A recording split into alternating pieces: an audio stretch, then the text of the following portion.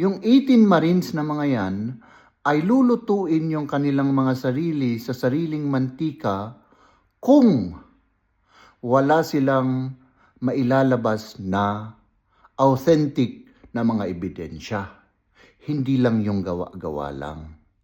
Kaya sana, huwag na silang pipigilan sa mga susunod na hearing na magsalita. No? Bigyan sana sila ng chance. Kasi kung talagang sinungaling yung mga yan, lalabas at lalabas yan. Basta't bigyan lang sila ng chance. No?